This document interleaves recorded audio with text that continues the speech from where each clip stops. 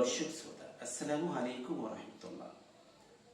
প্রতিদিন 5 ওয়াক্ত সালাতে পবিত্রতা অর্জনের জন্য আমরা প্রতিদিন 5 বার ওযু করি, অথচ আমরা কখনো ভেবে দেখিনি যে আমাদের ওযুটি কোরআন এবং সুন্নাহ মোতাবেক রাসূলুল্লাহ সাল্লাল্লাহু আলাইহি ওয়াসাল্লাম যেইভাবে সাহাবায়ে কেরামদেরকে ওযু শিখিয়েছিলেন সেইভাবে আমাদের ওযু হচ্ছে কিনা।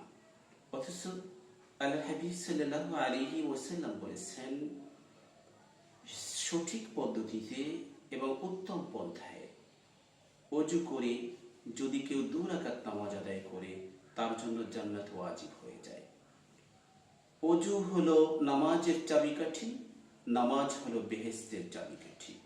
অতএব ওযু যদি আমার না হয় সঠিক পদ্ধতিতে, আমার নামাজ হবে না।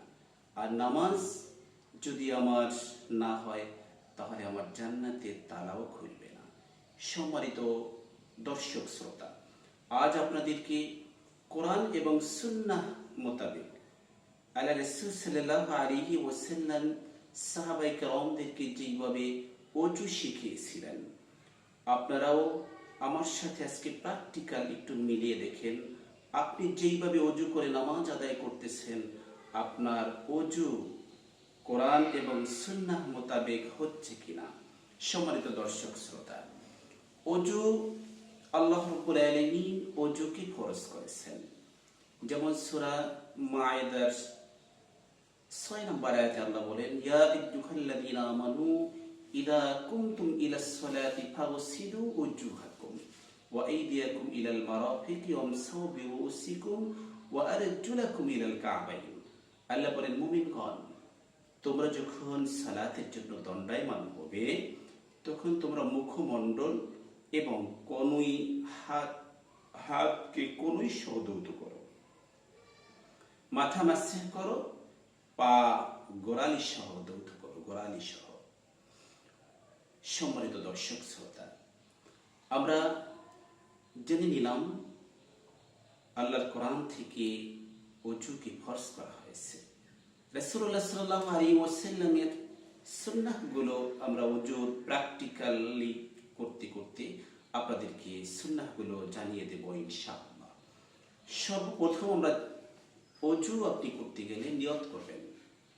নিয়ত করবেন যে আমি পবিত্রতা অর্জনের জন্য অথবা যে কোনো সালাতের জন্য আমি নামাজ ওযু করতেছি। নিয়ত করবেন, নিয়ত করা সুন্নাহ। এরপর ওযুর শুরুতে আমরা বিসমিল্লাহ পড়ব। বিসমিল্লাহ বলে আমরা ওযু শুরু করব।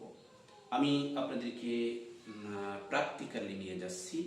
সবার আগে ওযুর শুরুতে আমরা মেসওয়াক করে নেব, কেননা মেসওয়াক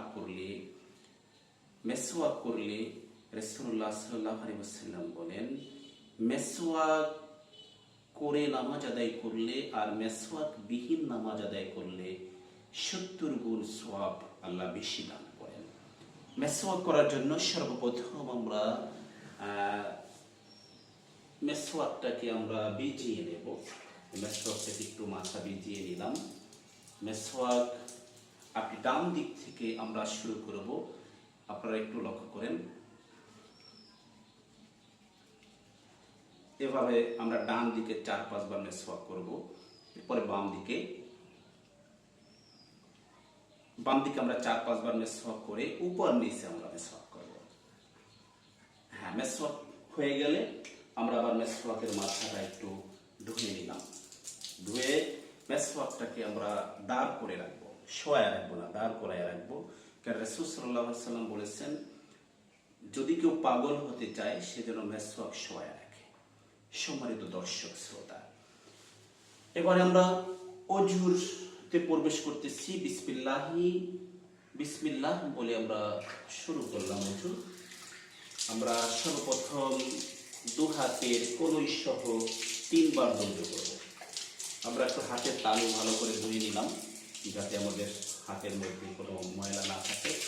এবারে ডান হাত, বাম হাত, ডান হাত, বাম হাত, এভাবে আমরা 3 বার ধৌত করে নেব। হাত ধোয়া হওয়ার পরে আমরা কুলি করব। 3 বার কুলি করে নেব। গড় করার সাথে আমরা 3 বার কুলি করব। একবার,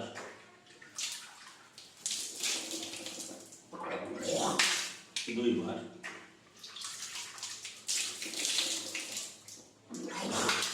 তিনবার হয়ে গেল। সম্মানিত দর্শক শ্রোতা, আমরা একটা বিষয় খেয়াল রাখবো, অজুর ফাঁকে আমার হাত ধুতে, মুখ ধুতে, এই যে ফাঁকে মাঝখানে যে সময়টা নিচ্ছি আমরা, অবশ্যই মসজিদ অথবা যে কোনো জায়গায় আপনি অজু করেন না কেন, আপনি অজুখানার কলটি বন্ধ করে নেবেন।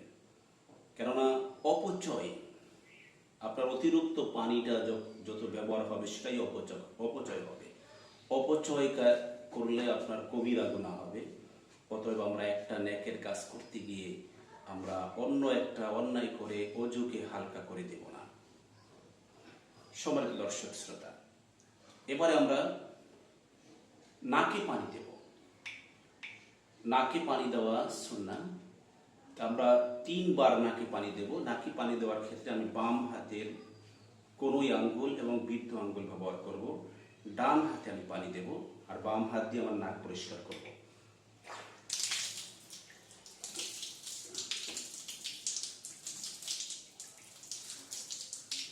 তিনবার হয়ে গেল। এরপরে যদি কারো নাকের মধ্যে বেশি ময়লা থাকে তাহলে আপনি বেশি পানি ব্যবহার করে আপনি নাকটাকে পরিষ্কার করে নেবেন। সম্মানিত দর্শক শ্রোতা, এবার আমরা মুখমণ্ডল ধৌত করব। আমরা খেয়াল করেন, একবার হয়ে গেল। আমার এই যে মাথার চুলের গোড়া থেকে এদিকে কানের গোড়া এবং নিচের এই চুল দাড়ির কণা পর্যন্ত প্রথমবার আমি ভালো করে একটু ডইলা নেব।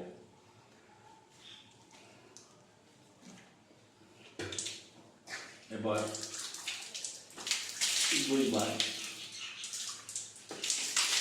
3 বার আমার মুখমণ্ডল ধৌত করা হয়ে গেল। এবার হাতের 2 হাতের কনুই সহ ধৌত করা ফরজ। অতএব আমরা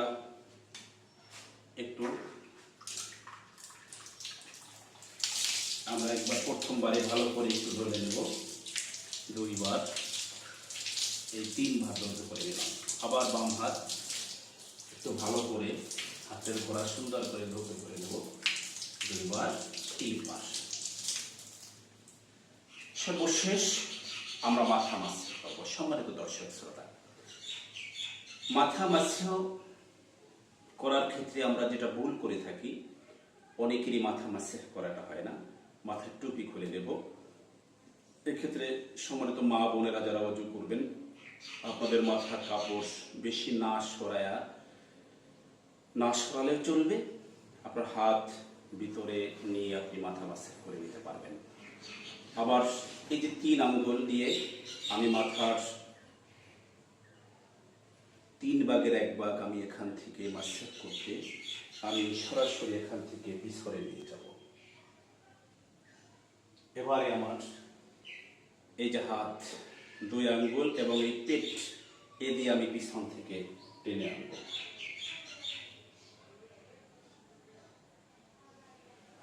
সম্মানিত দর্শক শ্রোতা, আমাদের এই শাহাদাত আঙ্গুল দিয়ে আমরা 2 কান পরিষ্কার করব।